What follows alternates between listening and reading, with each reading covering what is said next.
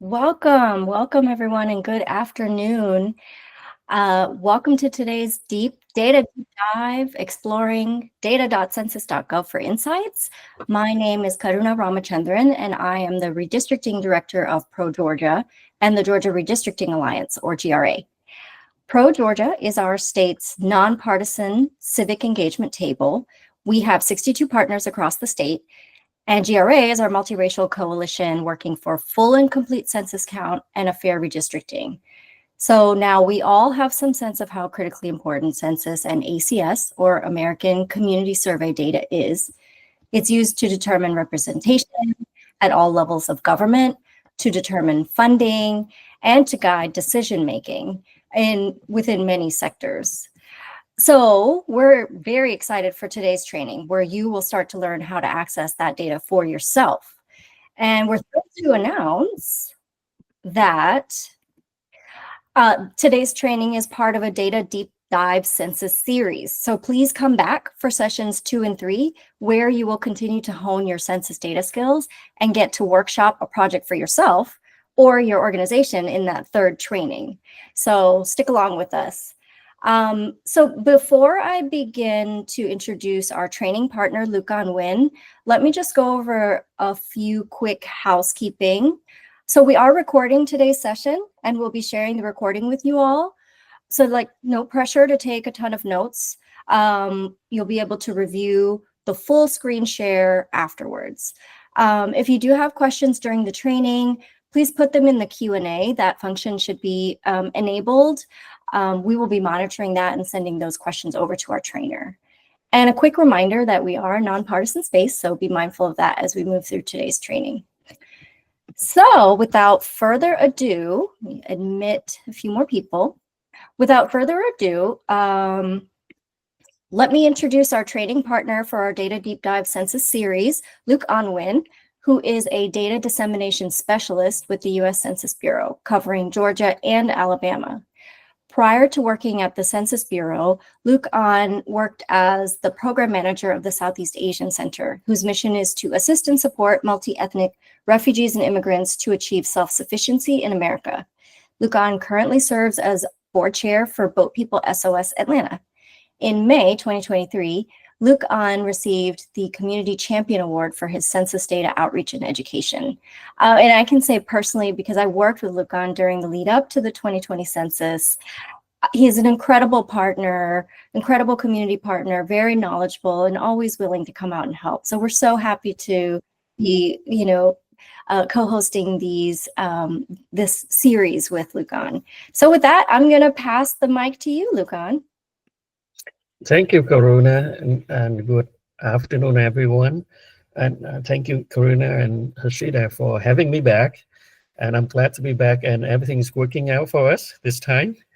And thank you for setting up the series. There's going to be a wonderful. There are going to be wonderful tools for us to. I hope they will be useful for you to access the census data for your needs. With today's presentation, I will start out with just the basic overview of some of the census data products, programs, and then we're gonna get right into data.census.gov with the hope that when you leave today's session, at least you know a couple of very simple steps. How do you data.census.gov to extract the data or even mapping the data for your use? And then, as Karina mentioned, the next event where we're going to be using another data tool, which allows you to customize or cross-tabulate census data by your specific variables or specific topic. And then in the third session, where we're going to come back, and then hopefully you're going to send in your questions, or where we're going to create scenarios from your questions, and then we'll have a hands-on session. So to start out with, first half of the presentation, we just go over some of the programs And some of you might heard or know of the Census Bureau before, probably using census data at some scopes or level. And then maybe some of you might be good at it and some maybe at the beginning level. But so I just assume that we'll just start out with very general knowledge of some of the key census data program products, census and survey. And then the second part of it is the data mining skill. For a lot of our data users out there, especially at the community organizing levels, folks that are working on grants, community planning, or even at the community health center, or even at businesses. They'd like to know, what the census data are used for. What kind of issues are we addressing at the national level? The Census Bureau actually using the census data that we collect and produce, and we produce some of these stories are telling the pulse of the activity or the trends going on in the country. Some of these stories telling, the stories at the national level, but I hope you can be able to grab the sort of the current affair or the trends going on in the country and see whether we can be able to find similar situation at the local level and be able to dig into data that get the local data to tell the local stories, whether stories on health insurance, on business, economy, or the stories on even COVID-19, story on disabilities, and these all you have to do is just subscribe to America Account, and then these stories just go into your inbox. So that's one way of Census Bureau just release the data. In the past, we used to have just all these numbers and tables, but it's not how our consumer or customers consume news these days. Data can be produced in nice story like this or in briefs and reports. And I remember one of you sent in the questions asking about voting registration, or probably one of you were working on promoting voter registration in your jurisdiction or your community. And the Census Bureau also conducted a supplementary survey, especially after each congressional or presidential election, to learn about how the public or how the U.S. population participate in the Census Bureau in the election. For example, we just released this data just 2 weeks ago, and then coupled with some highlights. I provide the links there for you to read further about some of the highlights that we feature about on the last presidential election. Highlights such as 63.7% of men voted compared to 67% of women, so more women voted than men, for example, and the rate of voter turnout compared to associated with education attainment or with income and earnings, for example. So these census briefs and reports, again, that's another way of census to release the data, telling stories. But if you go back to the history and you see that how the Census Bureau asking the questions on voting registration on the current population survey, and how we asked the question, how the question being included in those survey since 1964. And remember, at 1965 is where we get the a lot of legislations coming out. One of those was the Civil Rights Act and the Civil Rights Act that begin to ask the Bureau to collect more data on the populations in terms of their civic engagement. So this is how it come about. We're asking about what type of registration, and then the residents, prior residents, and citizenship status, and so on and so forth. And just a piece of history for the participant who asking about a voter and voter registration. I hope this is helpful for you. And before I go into the major surveys, which you heard about the decennial census, be aware that we conducted more than 130 surveys throughout the year.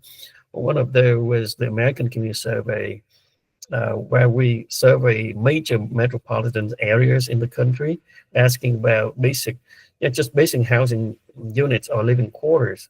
But we also asking about the physical characteristics of the housings, and then the financial characteristics from which, and guess what, how even builders determine or developer determine, okay, so what's the trends going on in the country now these days? What size of houses should we build? Financial institutions would come up with financial package, loans or loan package to first-time home buyer, of loan package that helping with low-income families and population. So these data, the housing, the data coming from the housing survey really help to determine those financial programs and even housing assistance packages, or even firefighter using this data in determine having a plan to just in case there's a fires in some certain community, they would know the age, the materials, and even the construction methodology being used in those areas and during those years, and that they have a proper plans to deal with emergency plan to deal with in case of a fire.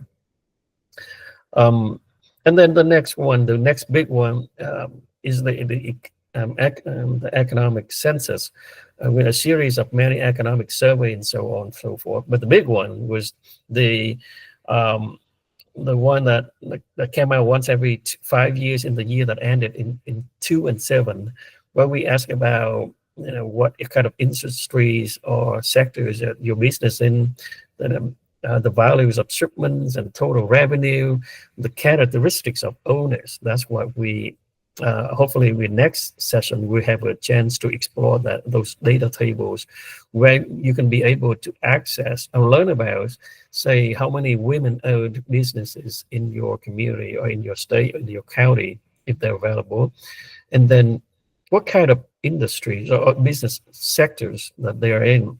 Or you can see the data being broken down by race and ethnicity, or which race group own more businesses, and what are they? Are they the Vietnamese own a lot of businesses in Georgia compared to South Asian, but the total revenue is much lesser than the Japanese, for example. How many Black-owned businesses, what the total revenues, and what the Hispanic community is like. What's the percentage of their population and the percentage of number of businesses that are owned by the Hispanic population. So you can be able to access the data from the economic census survey.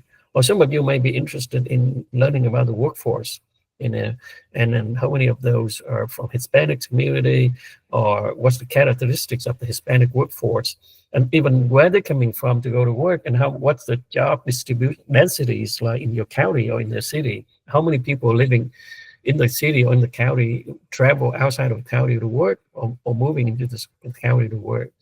So the whole set of data on the economic characteristics of the population. And of course, the big one is the decennial census that we all know about, and this is where Karuna and I we worked together and in collaboration with so many organizations across the state. And we even went to the conference. We put together a summit, and then unfortunately the COVID hit, and then we had to stop in the middle of March of 2020. But we have a wonderful experience just walking out, talking with the community, engaging, talking about the census and the use of the importance of participating in the census, the importance of using the data for your own community planning or your own community funding. But the decennial census is once in a 10 years event, but where we send out more than 140 questionnaires to more than 140 million households across the country. We asked everybody to send back the questionnaire. But that piece of data is considered a 100% data or complete data because we send it out to everybody. And we expecting everybody living, sleeping, eating, and working most of the time in the United States to participate and to respond to the decennial census. The nice thing about that is that so that if you want to access the decennial census data, we can be able to get it now at the block level. Think of it as a city block of about 400 people, a small neighborhood.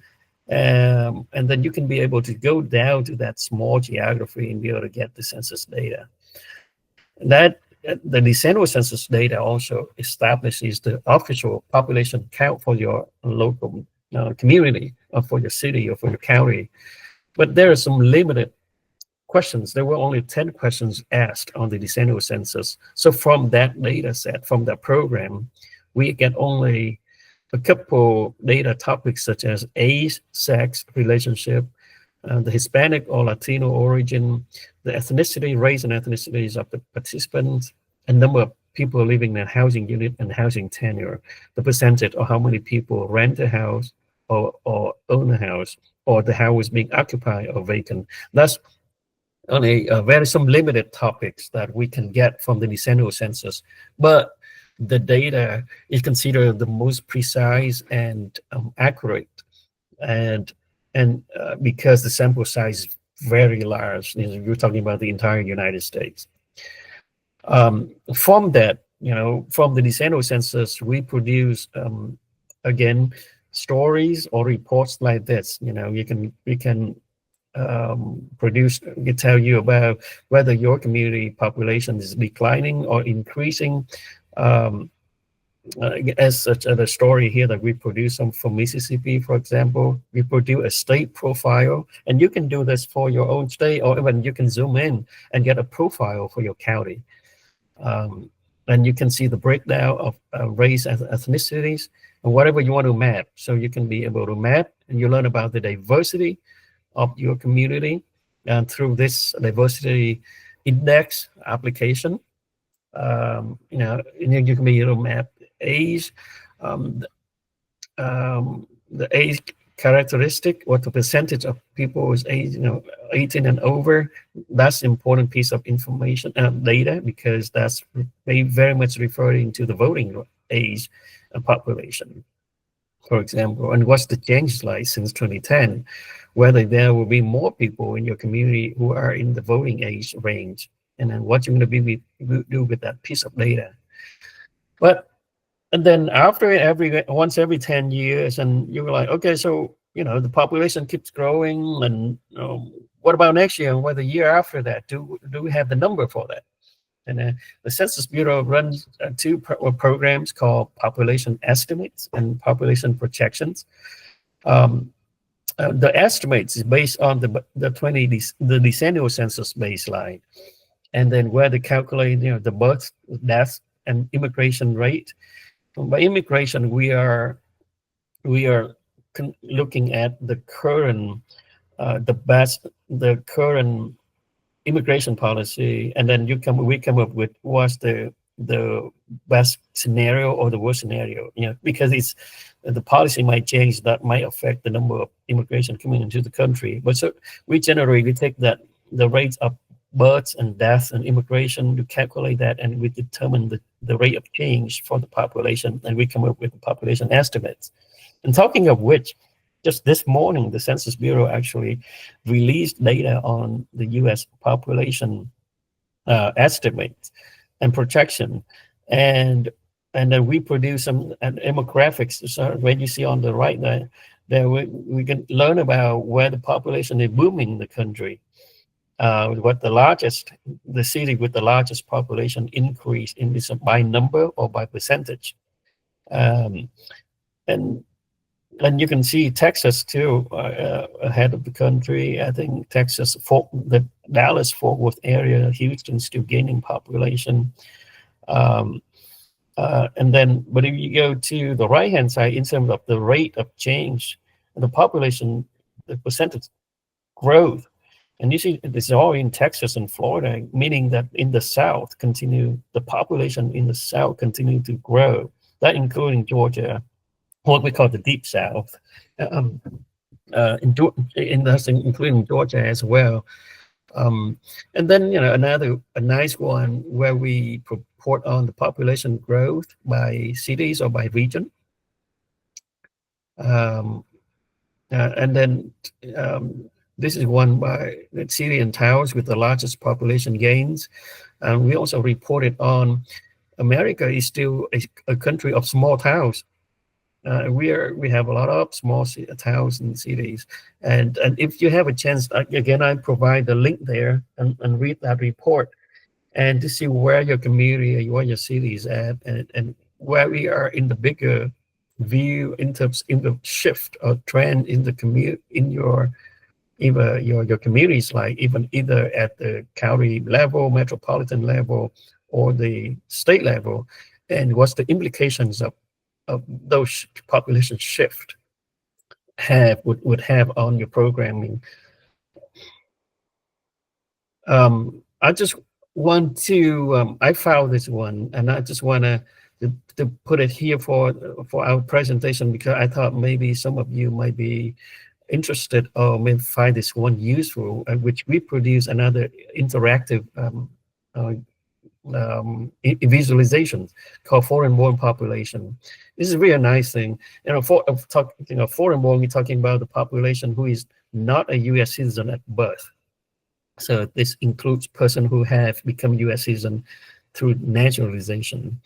With this application, you can be able to access the percentage of foreign-born population by state, for example, the numeric change in the past 10 years, the national profile, and you can be able to compare some profile. And among the foreign-born, you can see the breakdown. For example, in this screenshot, I show the breakdown of the population from Americas, for example, from Latin America, for example, and Central America and the Caribbean. You can be able to map, and guess what? The foreign-born population by smaller sub-ethnic, sub-racial group, like what we say. So we can be able to shop and to map out the sub-Saharan African-American population group, the Asian groups, countries or ethnic and nationalities. It's very nice, and I really liked it, and I thought it's useful if I can include this in this presentation for you. And this is a screenshot just to show I can be able to zoom in my state in Georgia, and I even trying to map just the Korean population, the foreign-born population, the Korean foreign-born population in the state of Georgia. All right, and then so let's go back to the census program and surveys. So the American Community Survey, it used to be part of the larger decennial census. But back then, before 2000 census, it's part of once every 6 households would then get another set of questionnaire that comprised of more than 60 questions, asking a lot more about social economic characteristics of the families. But then for people like us, data users, city planners, community organization, organizers, grant writers, we can't wait for another 10 years to get our hands on the data set. That's be too long, too old, and too irrelevant.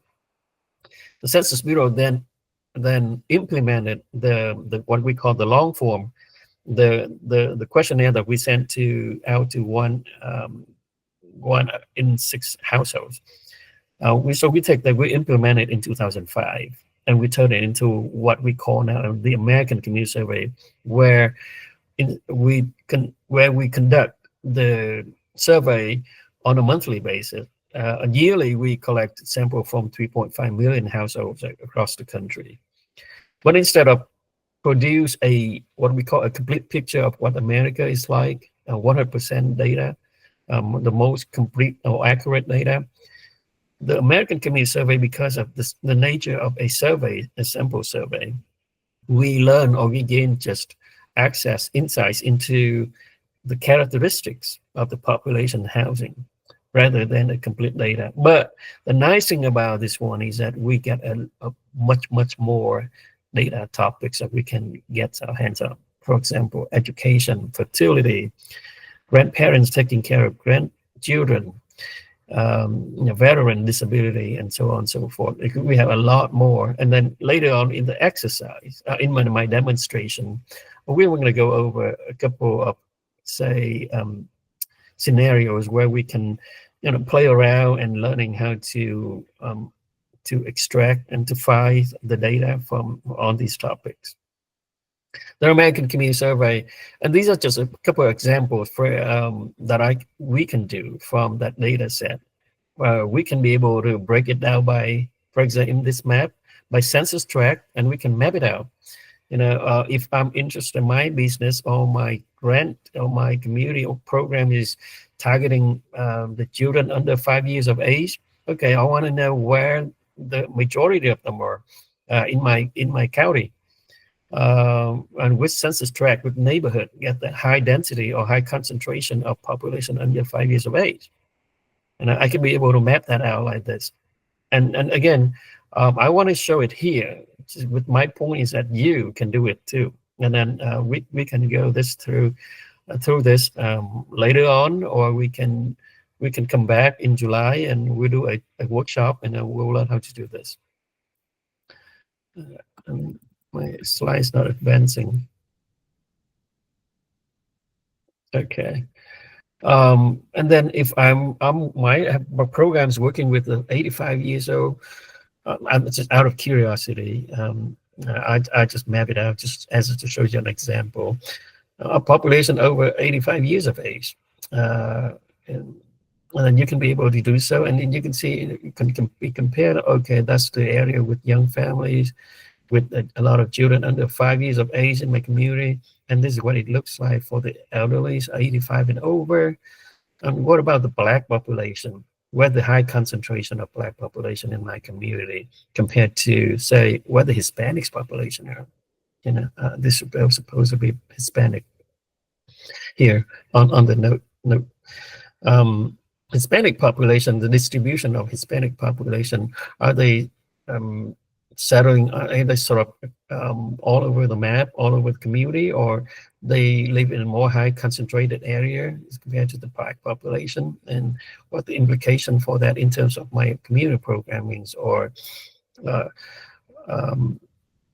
now I go into what about some of the social characteristics of the population, of the targeted population I want to work with, or I want to, what about the population with disability? So that's the mapping it looks like. And then here's just an example of what that table cell would look like.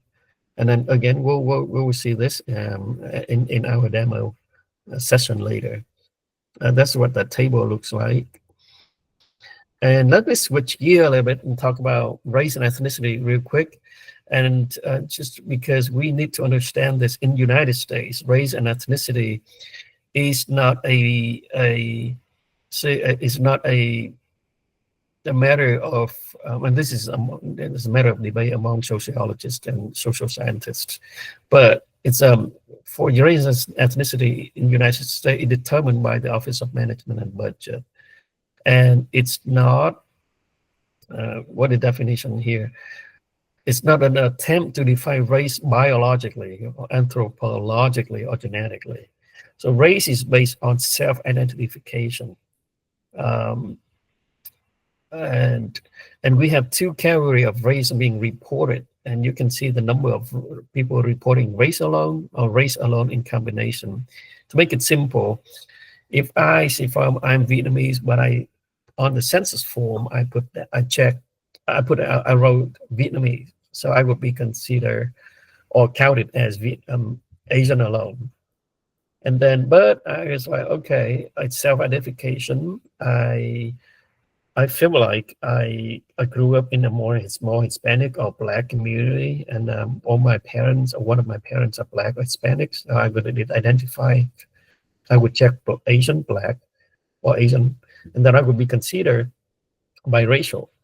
And then that could be counted in the Asian population alone and the Black population alone, or in the race alone, or in combination number. And that's how that concept works.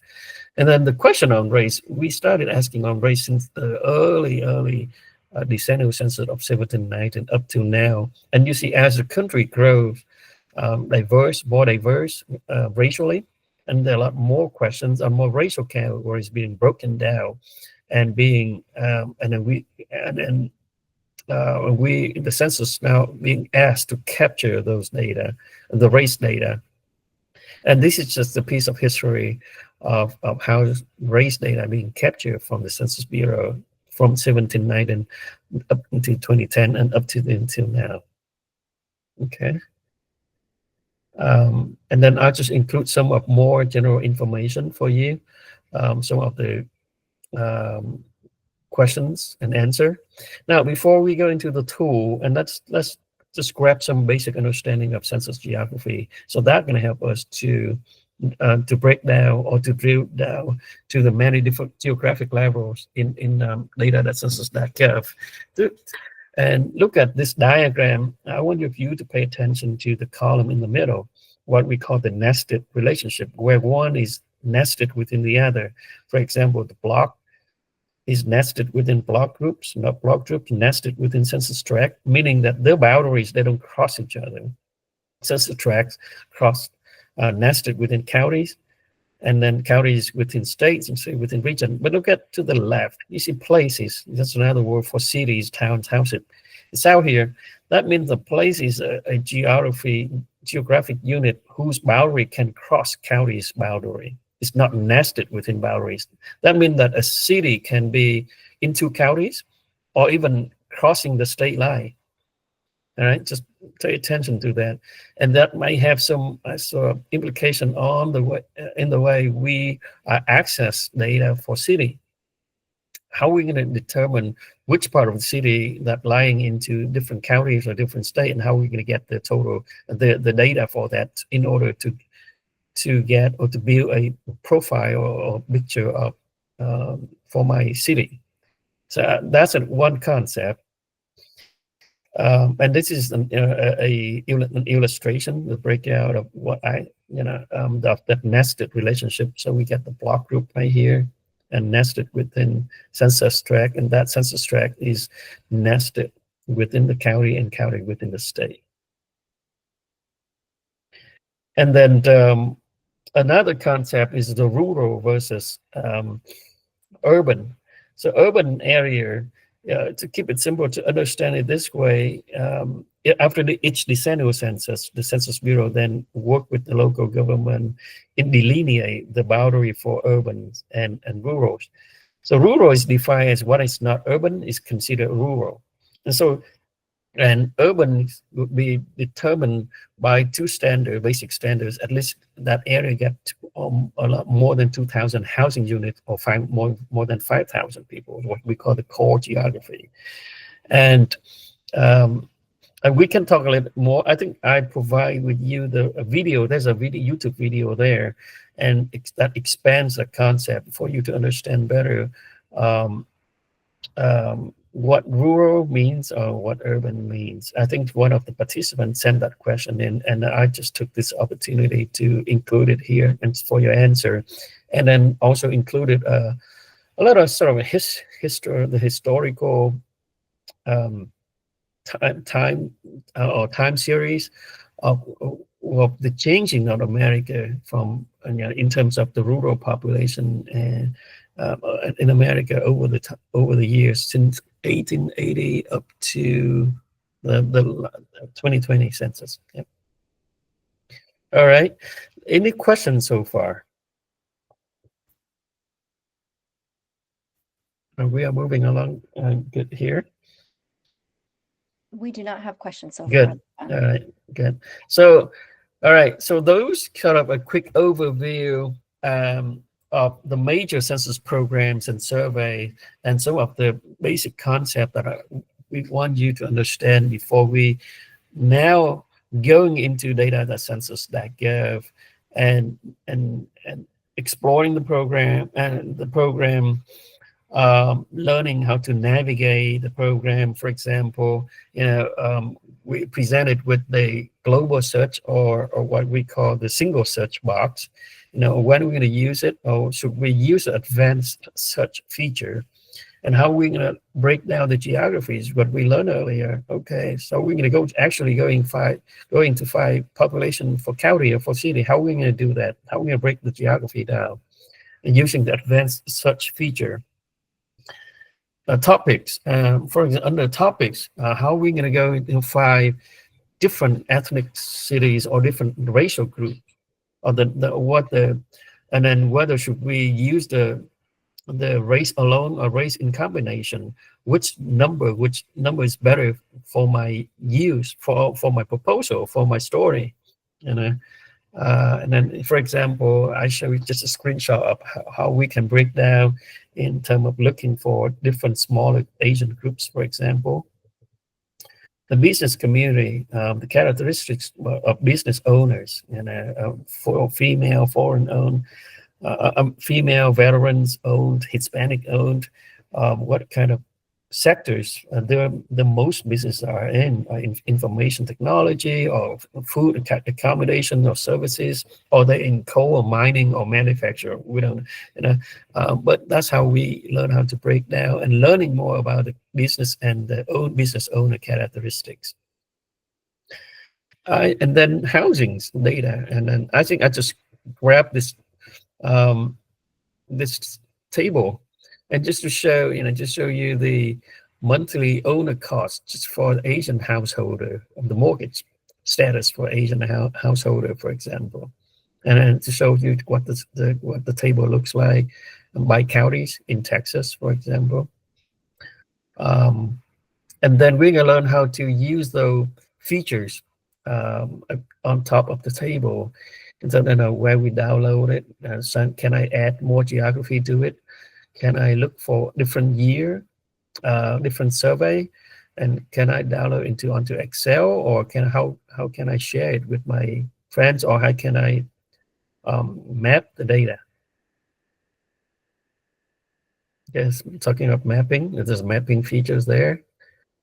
And without further ado, let's go right in. Data.census.gov. But at the end of the sessions, I think Karuna is going to facilitate the Q&A questions, and I have a feedback evaluation for you. Just quickly asking you how we are doing, or what kind of data needs or you think you would suggest to the Census Bureau in terms of data topics, or any questions you might have. And census data products being produced or tabulated sometimes based on customer feedback. And so your feedback is important. We appreciate it. Okay, I'm going to go into data.census.gov now, and just tell me whether you can, did you see me just switching the screen or not? I can see it. Okay, wonderful. So here's the census website, data.census.gov. There are many ways for us to go to the data.census.gov page, but from the census landing page, you can just go to hover the mouse over data and map, and you can see data tools and apps, and you can click on data tools and apps there, and it'll take you. Now it gives you a lot of tools. There are many tools for many purposes and needs for our different customers or project you're working on. But for today, we're gonna learn how to use data.census.gov, which is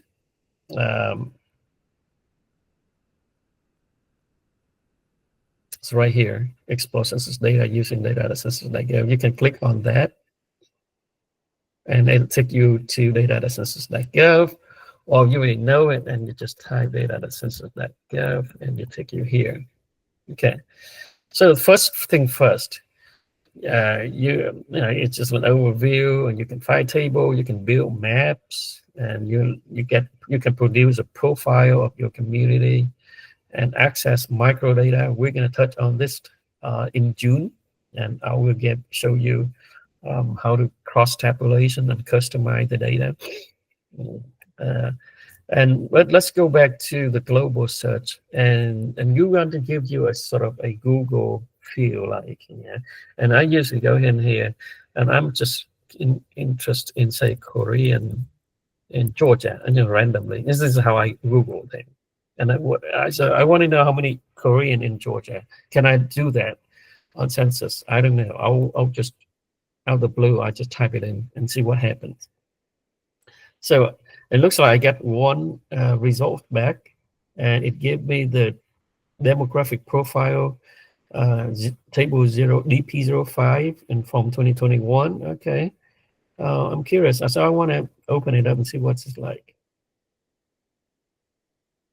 Yeah, and look at that. I got Korean population along the number of total population, and then this table is talking about demographic and housing data. So, okay, and then I can see the age breakdown, and this is good for me. I have Korean businesses asking about, the population 65 and over, because a lot of them are into senior housing and senior, what do you call that? Senior home care businesses.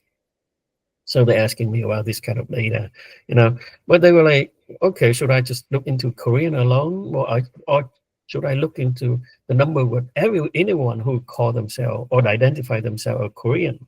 So should I use Korean in combination? That can give me a bigger number of potential customers I will be working with, other potential, the larger community that I'll be working with, rather than just people who reported Korean alone. For example, if a person reported Black Korean, Hispanic Korean, White Korean, they are also Korean too. And then I want to service all those people. So, and then instead of just all those people that reported Korean alone, and I can learn about the median age of the community, and by look at there's more women than men. And then if I interest in the senior population, and here's the breakdown of the senior population, and even the whether that population reported multiracial or not.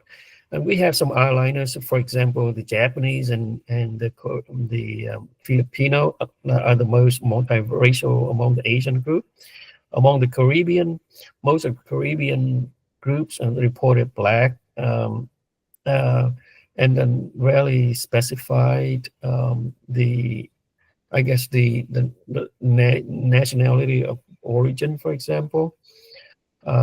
So here's the breakdown among the Korean. You can see not many people reported a mixed Asian, and there's data is not available, it's not reported, even at the state level. And then here the season voting age population. So that, it just randomly, I just want to know how many Korean people in Georgia. But then look at the state of Georgia, because it recognized my prompt, my input here, and then it's okay. You want to know about Georgia? I give you a profile of the state of Georgia on the right hand side. I can click on the profile, and then from here, I'm presented with a map of Georgia, and then some key population, demographic, business data on Georgia, and it'll take some time to load up. Here's some key, and some people find it useful, nice, and they can capture the screen and just incorporate into the presentation or the grant proposal. And they can go down and see, okay, well, I want to learn more about the age group among the Georgia residents. Whether Georgia is an old state or with a lot more 85 or with more seniors population, or young state. And what the implication of that? What about the people in the workforce, and what's the implication of that from? And the type of language spoken. So that's in the profile. You can just skim down, or you can click on these tabs on the top here, and then it'll pull up the data for you, health. And so I'll wait for a few seconds. There, and you get the percentage of the population with disability. And I'm like, okay, I'm interested in this. I want to learn more. What other health topics or characteristics of health for the population in the state? I want to know more. And looks like they give me a table. I'm being given a table. Let me explore that table right here. And you click on the table, and you can then with that a lot more on the characteristics of the disabled population in terms of sex, and broken down by racial group, by age, for example. And then if you scroll to the right hand side, you get either with a number or with the percentage of people with disability. And I was wondering if this table would give me different type of disability. For example, you have cognitive difficulty, disability, and ambulatory, people with moving around, self-care difficulty, and then independent living difficulty. And for example, so that's one way of learning about the population and getting what we call social characteristics of that population. But that's not what we're looking for, because usually we start out with a geography in mind, right? Usually when we look for data, we know specifically what geography we want to look into, whether it's a zip code or a city or a county. So how we do that? We can go back to, we're going to take a deep dive and go to step-by-step process, but using the advanced search feature instead of using the global search or the single search, single search box there.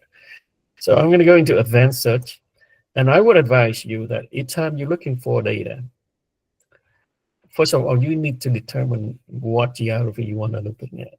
So look at the geographies tab on the left here, and you say these are the geographic levels, many different geographic levels, and under place. Let's say I want in there for all the cities, all the city, towns, and village, incorporated places, and census designated places, all cities and towns in the state of Georgia, and just for the purpose of demonstrating. And then, okay, good. I want to check them all. So the table is quite large because we are now trying to get data for all the places within Georgia. Maybe the next example, we're going to zoom out into the state or the county level, maybe, and just so again, anyway, I selected all the places within Georgia. And by the way, if you just happen to see, no, I just don't want all the city. I just want my own city. So I can go to here and say, I want to go in and know Lawrenceville, for example. I type in Lawrenceville, and it'll just pull up the data for just Lawrenceville only instead of all the cities in Georgia, okay, all the places in Georgia. Or you got a couple one, I say, okay, good, I want the loot. Okay, all right, so the loot come out. And then I want to compare that with maybe the city of Atlanta, for so on and so forth. Okay, so each time you do that, it'll drop your selection into the filters box, or what I sometimes call is the selection box, on the top left corner here. So everything going to be filtered through these geographies. Now that good. I'm going to click search. Again, I'm given a lot of data. Look at it, 3,392 data sets. A lot. I was like, oh, that's too much, too overwhelming.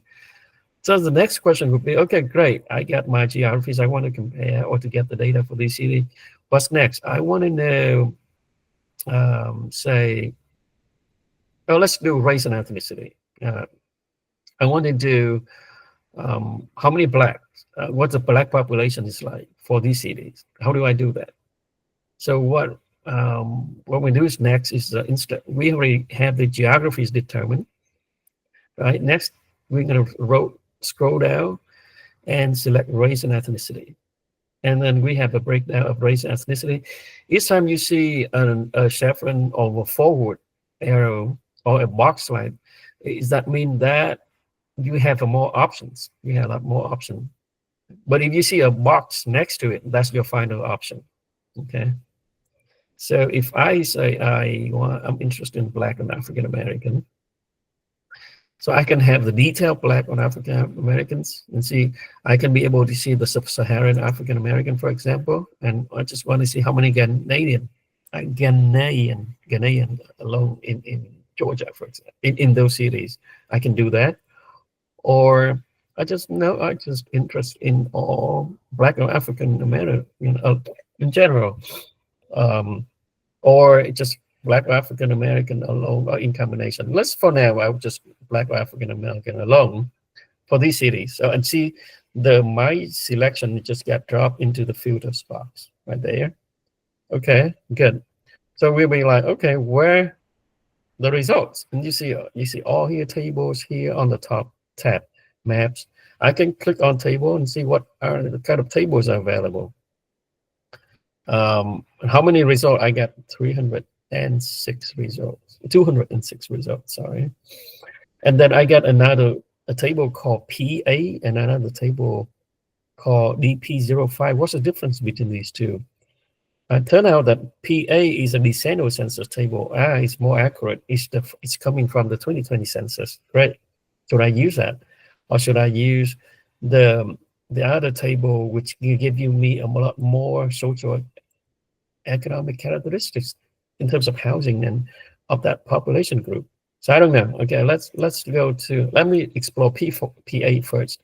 In order to view the whole table, you can collapse the screen by click on that double Chevrolet symbol there. It's just on the top left right here, and you can click on that. You can see the whole view.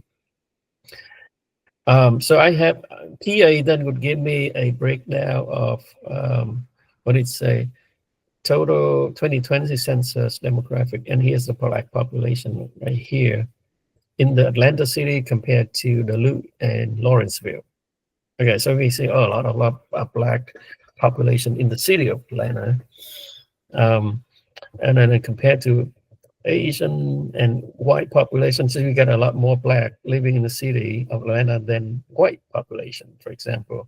Even among the Black population, how many of them are Black and white in a multiracial, Black or white Asian, Black Asian, and so on and so forth. So that's what PAs looks like. So you get a combination of 4 racial categories, up to four races, 6 races, 5, 6 races here. And then that's the decennial census like. And how do I know that? If you go right under the table, you open up the arrow and you can see those 2 data sets, the sources, and you can even compare that to 2010 and see what is the community, the Black population has been growing or shrinking in the city of Atlanta compared to the last 10 years. So you get 226 here into 2010, and then 226. I remember that number, and now we are at 235. So it's a lot more Black. It is increasing numerically in the city of Atlanta, and then you can compare that across the city, different geographies. Now, so that's what table looks like. And then over here, you can transpose these categories. You can move the cities to the column and then the numbers to the right. And then you can go back and forth like that. Or you can download this and then 4 items you want to say, oh, this is too many. And you can collapse these categories by clicking on the down arrow. So these categories can be just collapsed, and then you get a shorter table. See, and then you can view.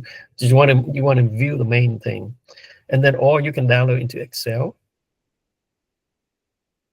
and click on that Excel and to view the table. How we doing? So we get about 5 minutes left. How many? Let's see, and then you can print and share. And then I would suggest that you would then share or copy the URL and save it somewhere. and you would have direct access to the table next time you want to use it. Otherwise, you're gonna, you'll have to go through the filtering process again. Let me stop right there and see if you have any question.